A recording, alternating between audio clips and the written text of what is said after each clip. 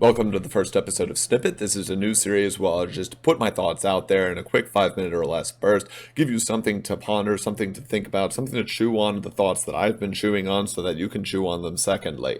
Bit gross, works for me. So the first thing I'm going to talk about is the status of green at M20 Limited.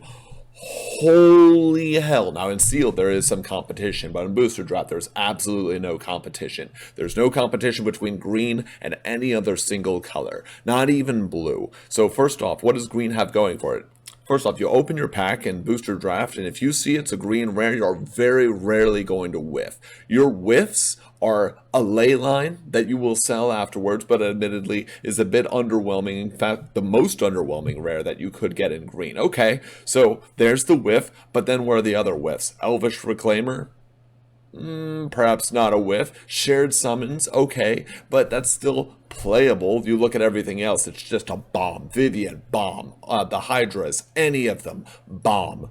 Cavalier of Thorns, not the best Cavalier, doesn't matter. Bomb. Nightpack Ambusher, holy Nightpack Ambusher. If it's turn 4 and you wait, your opponent has 2 forests and they wait and don't play anything, you just lose. That's just the end of the game. You best have a murder, you best have an Eternal Isolation, and on summon, you best have something, because the game is going to end right there. Shifting Ceratops, win the game. Wakeroot Elemental not only is an elemental, which we'll get into next, it makes your lands into elementals as well. What the absolute heck? So you have elementals. You have the underwhelming elementals from Healer of the Glade to the elementals that you could first pick, like Leafkin Druid.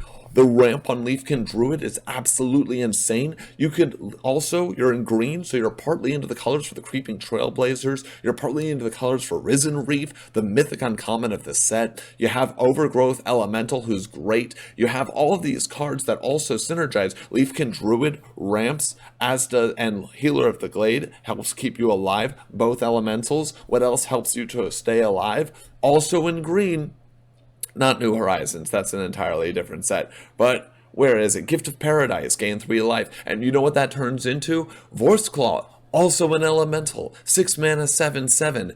Thicket Crasher gives all of your elementals trample. The synergy just in green alone is absolutely crazy. But you're saying, but I didn't crack a green rare and I'm not doing elementals of any type. Simic, Teamer, none of that. Okay, fine. That's okay. You have go wide strategies. You have Ferocious Pup that you can flicker in and out repeatedly. You have Might of the Masses. You have a terrific finisher in Overcome. Oh, but you're only interested in uncommons. You have Thrashing Brontodon, which doesn't touch the other strategies and just has an enormous butt. Oh, and it's naturalized if you need it to be, which even if you don't need it to be, a 3/4 is incredibly deadly in this set because there's a bunch of 1/3s, there's a bunch of 2/3s and 3/2s, and 3/4s get right over that unless your opponent has a combat trick, and they don't want to waste a combat trick on a Thrashing Brontodon, but you force them to do it. It's fantastic. You have some underwhelming uncommons like the Greenwood Sentinel, true, but then you have the spiders.